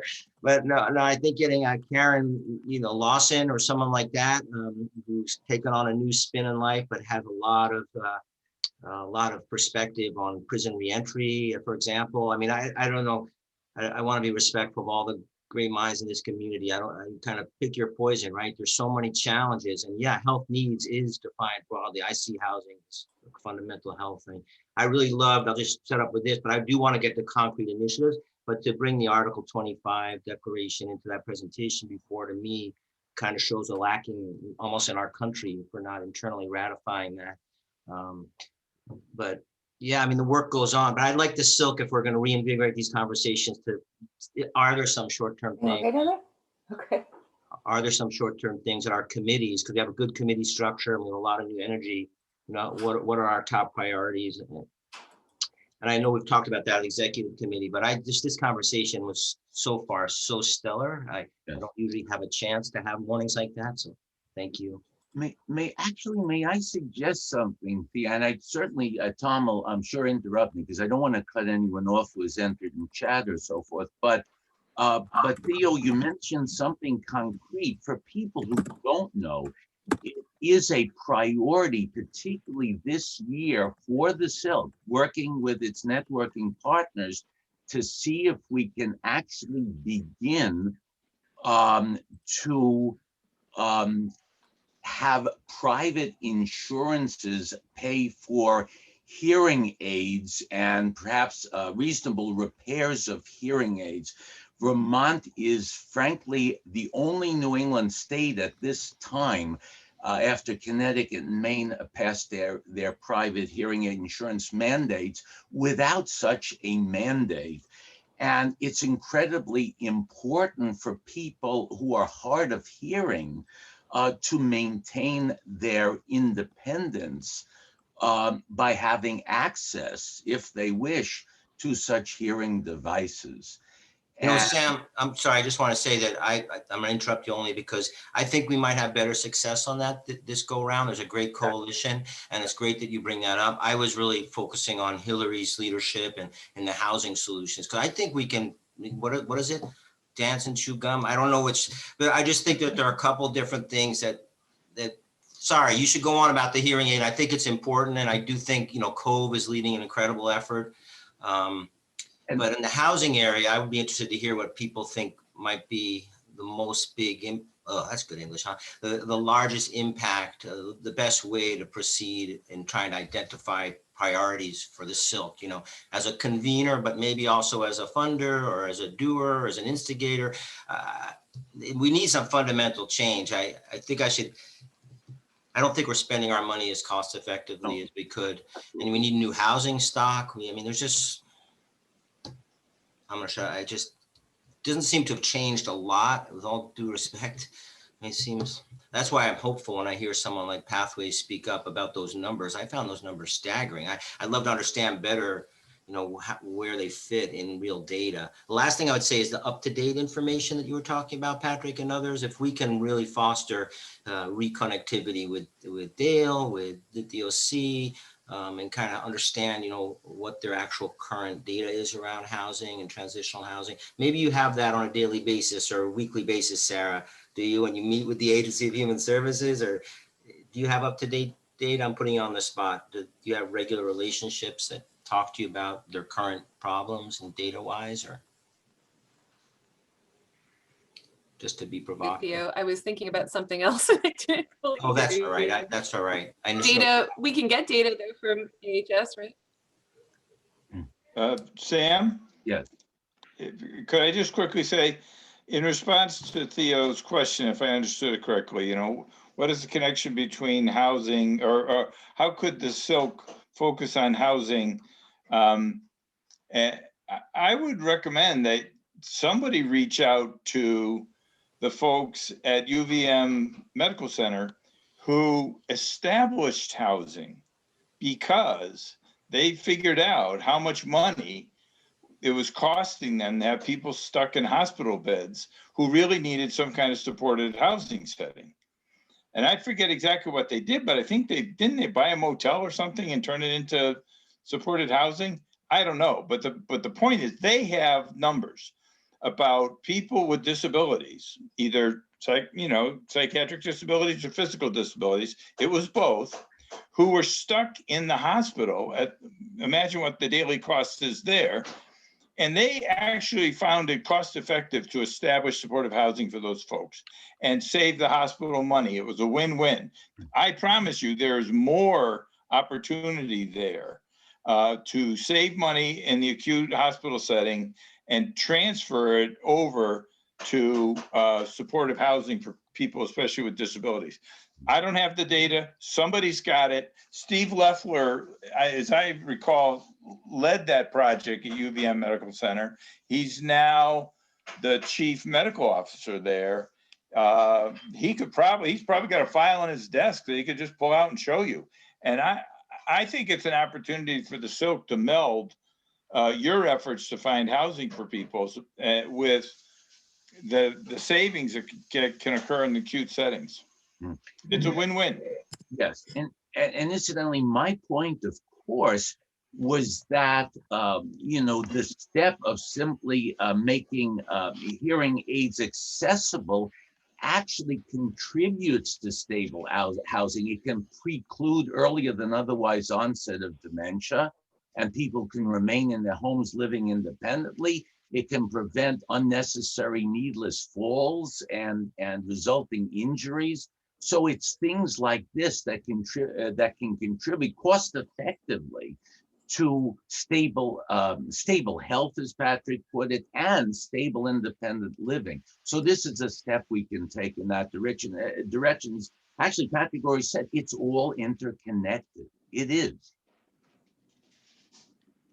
So I'm gonna loop us back into the chat a little bit here, and then we'll get into some more specifics that are getting brought up here. And thank you for everyone's contributions. Going back up to, sorry, there's more coming in. Adam had something not off topic at all. It seems ridiculous at this point that there's any housing being built inaccessibly. Does this include apartment buildings? And just, anecdotally, Adam, the recent conversation that I heard relating around this was around tiny house developments that were being built that didn't follow universal design. And, there does, in my mind, there does seem to be some pros and cons to that. And a tiny house community might be accessible in some ways, even if it's not meeting physical accessible requirements. And, a lot of it seems to key into a larger conversation about all of the meanings of accessibility. But yes, how is universal design not being employed in new building practices? And I know that there's a lot of folks that have a lot to say about this. I'll just say, from my perspective, talking to people on design review boards and things like that, the requirements for accessible development are often seen as something to be skirted, or seen, we will do the minimum amount that we have to, and we will do it in ways where we're technically meeting the need written on paper, but not in a way that's actually keyed into the community, if that makes sense. And again, that's just from conversations with folks that have been involved on different aspects of that process. And I'm sure other folks have more to say on that. And Kara is also saying, if you have accessible housing that then is impacting your health, that's not accessible. And that's a very good point, and more to the nuance of what is accessibility. If you have a livable structure that is physically accessible, but then hindering your health in other ways, that's still not an accessible space. And so how are we addressing that? And my understanding is that's all complaint based, right? I mean, someone can correct me if I'm wrong, but I think, that's all stuff that's like, you have to have the problem, you have to raise the problem, and then the problem may or may not get addressed. And so how are you preempting any of that if it's complaint based? I'm not adding any solutions here, but it's just how I see the problem. Just to keep going, I don't want to lose any of that conversation, but Sarah, you can raise your hand through reactions. And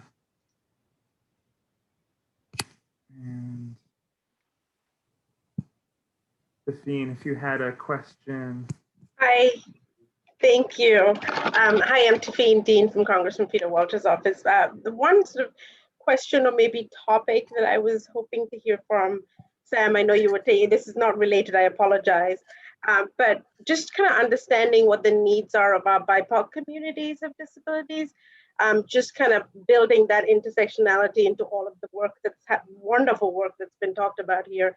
And just for our office, it would be really super helpful to see some of that data about services, about the lack of access or the sort of issues for those folks to get access to services. I do a little bit of casework, not much, but I know some of that. I do work with a little bit of a couple of, especially with the Winooski School District, sort of parents of the students with access issues, housing issues, hearing aids, all of these things.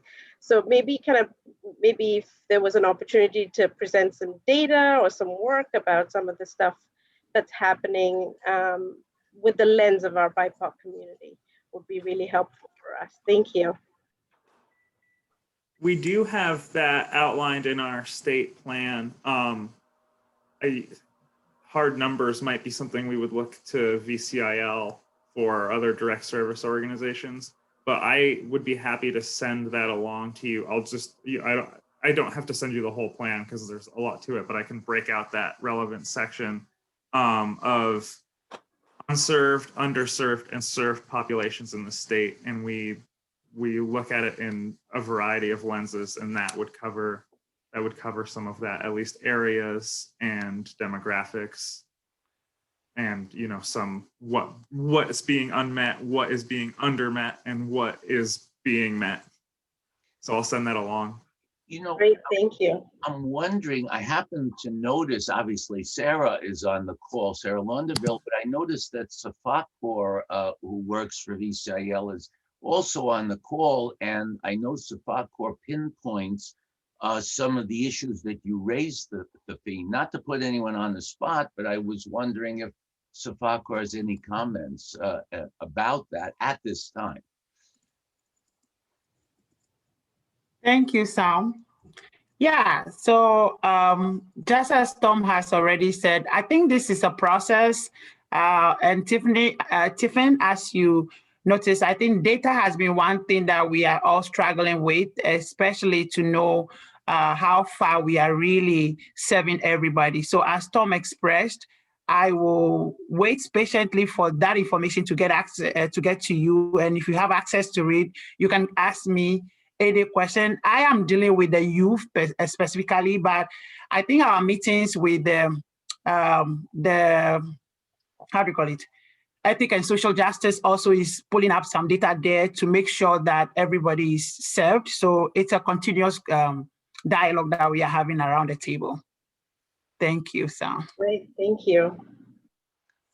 So Thafine, I hope we can work together with not only Congressman Welch's office, but Senators Leahy and Sanders going forward and see how we can connect, for example, perhaps federal funding streams or federal assistance, whether it be during COVID or after COVID, to see if we can improve living conditions, improve independent living. At the same time, we're highlighting cost effectiveness. I think that's absolutely, Sam. Happy to work on anything at all federal related with you, always. Thank you. Sarah got her hand up, so we'll go to her. Wow, that took me a while to figure out, sorry. It keeps moving. It's not you, it's Zoom. My connection's unstable, so if you can't hear me, I also sort of typed this out. But I was just going back to what Theo was talking about. It just jogged my thought process around when I was like in and out of hospital settings, and then in a group home, moved from New Hampshire here to live in a group home because of my psych disability. And Blue Cross Blue Shield of New Hampshire, what they did, because they were paying gobs of money for hospitalizations, and then this group home, is they paid for 9 months of my housing expenses. This is like an experiment that they were doing, 20 odd years ago. And to me, like, just funding Pathways, like if that's just the simple goal that we have as as a council, like, let's just start with something like that, where we can just kind of put all of the energy of all of the people here and others behind, just to get these programs sort of going more forward, and then circle back to these insurance companies that I think should be paying for some of these things, and helping people get that stabilization, and then eventually potentially moving forward on their own. Thanks. Totally agree. I just want to say, why not? I mean, housing is a fundamental right? I mean, what are you going to do? Freeze out there in the winter? I mean, the stories are endless. The suffering is endless. I totally think it would be great to try to get housing, and particularly if there were federal dollars. Oh my goodness. So thank you, Sarah. Statewide, statewide.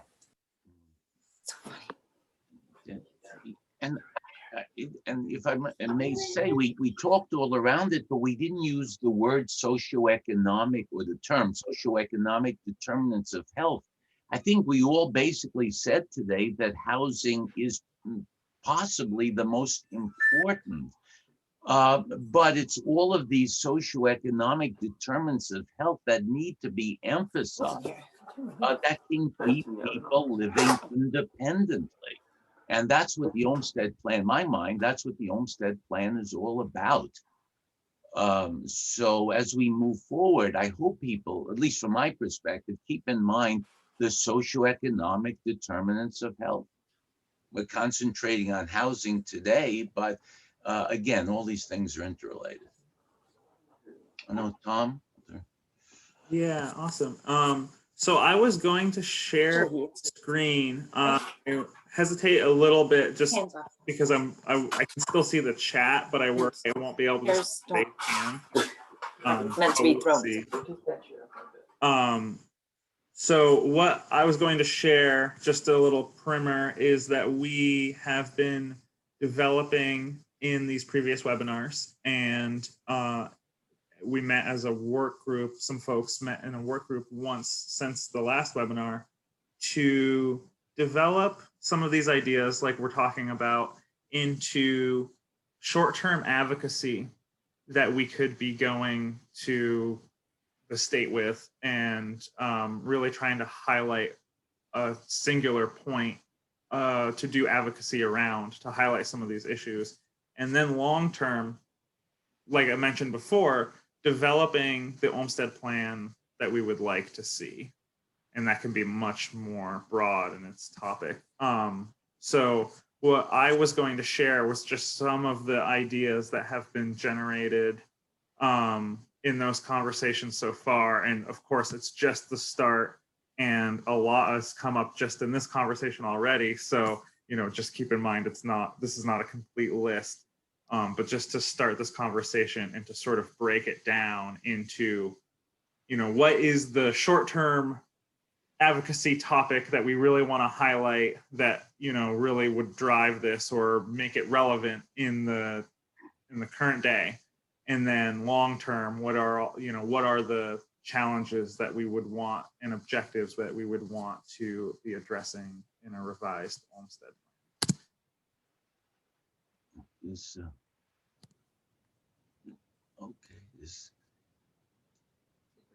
While I load here. Okay, and I see you're beginning to share it. Yes, does anyone have any thoughts? And they can be very preliminary, so please don't be embarrassed, on perhaps what might be included, as we could be very general, but what might be included as we reinvigorate the Olmstead plan.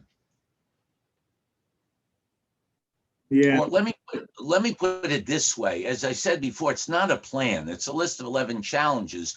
How do you want to see the SILC be involved in working to meet those challenges? That might be a better way of putting it. Hi, if I could make a comment. This is Cara Sachs again. I think there's regulation. I mean, sorry, I'm harping on this because it's affecting my health in a huge way. But there's regulations in place. How about just like actually enforcing the regulations? That complaint process, I've been going through that and just heard from the Human Rights Commission that they're opening an investigation into the situation in my building. But multiple people have had to move from my building. Staff people have lost their jobs because they can't set foot in the building because of their health issues. You know, I mean,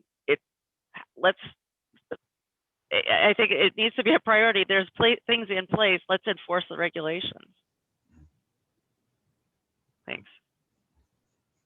Thank you. And I can see raised hands. Kirsten, go ahead. Hi, I'm Kirsten. I'm the executive director for the DD Council, and the council hasn't been that active with this group, which I regret. I'm still finding my way. I've been director for a little while now, but I will bring up an issue for folks with developmental disabilities. Let me first point out, most of whom are not receiving home and community-based services. The vast majority of people that we work with aren't, are not, don't qualify. What we hear constantly is the biggest barrier to our population getting appropriate housing is this prohibition on two people having Section 8 vouchers and living in the same space. In other words, somebody has to give up their Section 8 voucher. And I'm not an expert, but I know almost nothing about housing issues, but my rudimentary understanding is the state has something to say about that particular rule. It's not just federally predetermined, because other states don't seem to do it this way. I've often just wondered why can't we change that rule? We deal with self-advocates all the time who don't want to live by themselves. It's lonely, for whom living with peers, whether that's someone who has a disability or someone who doesn't, but also happens to be somebody who's in the lower income bracket, is just normative for a pretty, significant chunk of the lifespan. So, we've often wondered why that can't be addressed and how, it's on my long to-do list, but it seems like it would really promote more independence. What we end up with alternatively is a lot of adults with developmental disabilities living, sitting on their parents' couch in a basement somewhere. And then, of course, for the people in services, it is now pretty widely recognized that our system is overly reliant on an adult foster care model that is, you know, appropriate for some people, but not everyone by any means. Just a thought to share. Thank you. Please keep in touch, Kirsten. Oh, I'm not going away. Thank you, Sam. I don't know, there any, I was waiting for anything. I do want to say, I noticed that Kareem Chapman, the executive director of Vermont Psychiatric Survivors, joined us. And I know this, what we've discussed today is deep within the purview and deep within the heart, so to speak, of VPS. So I was wondering if Kareem had anything to add.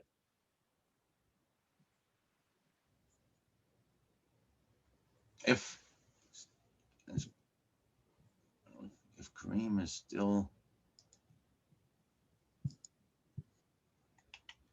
well, Kareem may have left. I just want to go back, Kirsten. I was responding to you on mute for a little while. And your point, particularly around, you know, these services that are existing, you know, it sounds very relevant to the presentation. Services are in place, but they're not necessarily the appropriate services to eliminate barriers into the community. And that just seems, I don't know how to synthesize that into a short statement, but that just seems like it's very relevant to the spirit of trying to integrate into communities rather than just saying, oh, we're providing these services, and that's, you know, it's not sort of a holistic approach. But yeah, let's definitely keep having that conversation. I just want to check, Sarah, is your hand up from earlier, or do you have, are you trying to get in there again? I was, but my daughter's trying to get in here. Yeah, I think I was just really trying to just second what Cara was saying, that there are so many of these sort of systematic issues. I think that it, you know, when I was trying to move into subsidized housing, I was put into a housing unit that was riddled with drug addiction and alcoholism, and I was trying to be sober for the first time in my life, and I was successful in getting a move, but that's very not typical. So like, I think just like looking at those systems, and I think sometimes our groups are too, I don't know, I'm just going to say fearful of pushing up against other groups that we want to be partners with and that we are partners with. And sometimes we have to, because it's hurting folks. So thanks.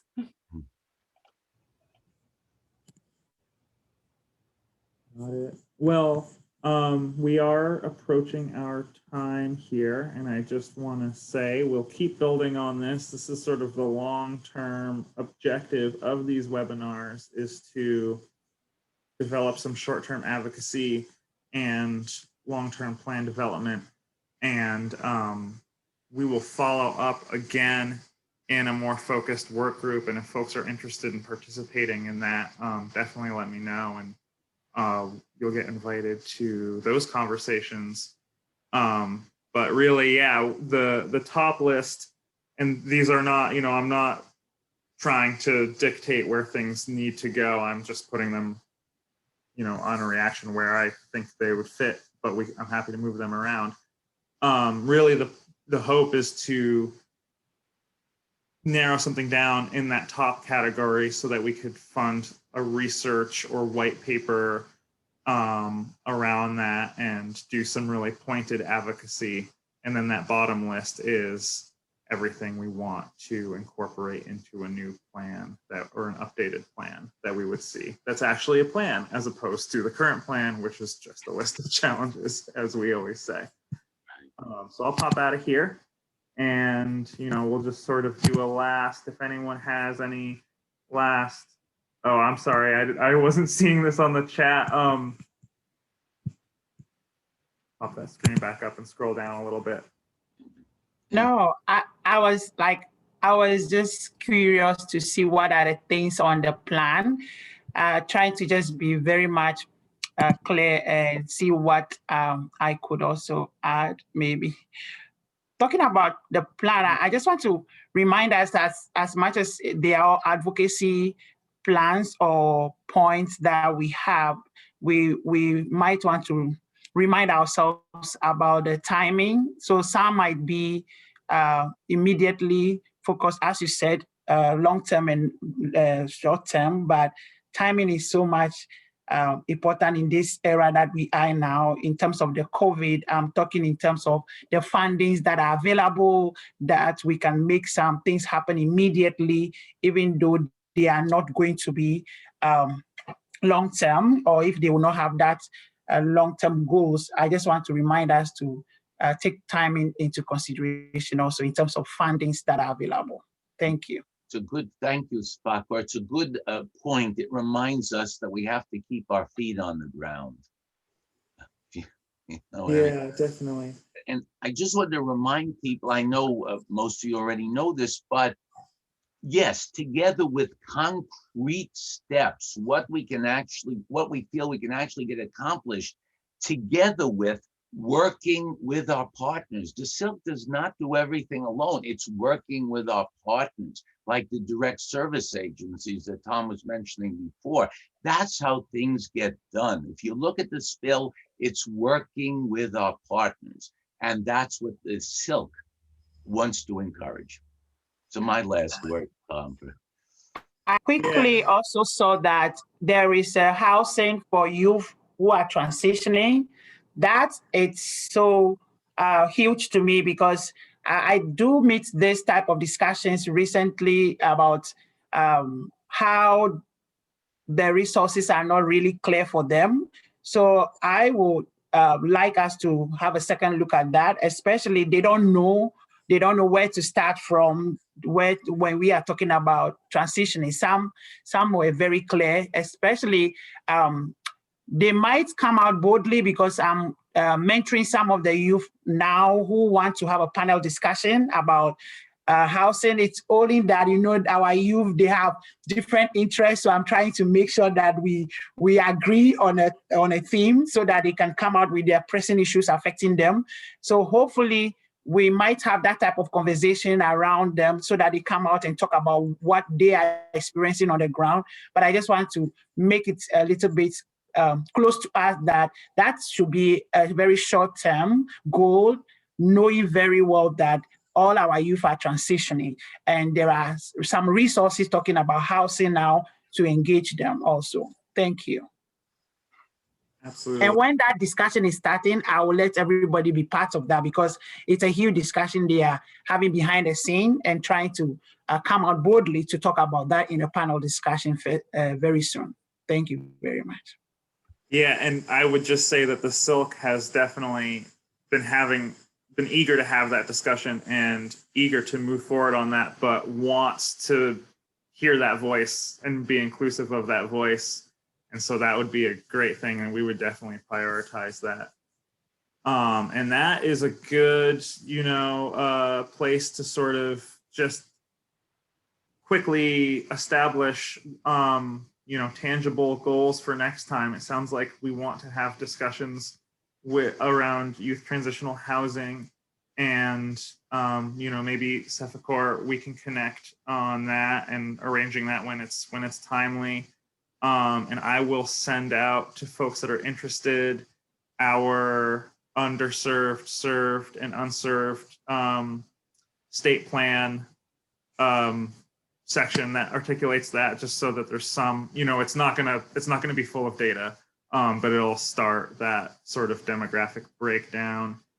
And in terms of the next webinar and DOC, it sounds like people had some suggestions for who to bring to the table there.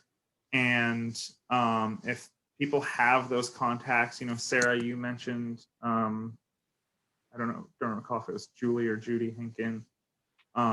If people have ideas and want to reach out to those folks and connect us so that we can start to have that conversation, that would be great. James Smith at VR, we can handle that. And it sounds like, I'm not sure, Patrick, if you had someone that you were interested in bringing to the table. But anyways, yes, I'm happy to facilitate all of those ideas into one group. And I see some, Thea, are you I'm just saying, I think Patrick left the call, but we should follow up with him. Oh, got it. Yeah, absolutely. I will. And I'll follow up with the work group as well to sort of continue on with that list. And again, yeah, if folks are interested in being included in that, please let me know. It's not meant to be exclusive. It is meant to just hone in. You know, the work group is more intended for folks who want to push those next steps along, but anyone's welcome. That's all I got. If anyone has any last statements. Great. Well, thank you all. Another great webinar, and we will work on captioning this and getting them all published. They'll be on the website, and I can share individually for people who are interested, if you know, folks who weren't able to see the whole thing. They are large files, but I figured out a method to share them that seems to be working. So we'll just keep on doing that, and any general feedback is appreciated as well. And yeah, appreciate all of you. Thank you much. Thank you. And I want to especially thank our interpreter, Patrick, because he contributed his time and was really very generous of him. So yeah, thank you, everybody. Yeah, we'll keep working at it. Yeah, thank you very much. Have a good day. Bye. Thanks all.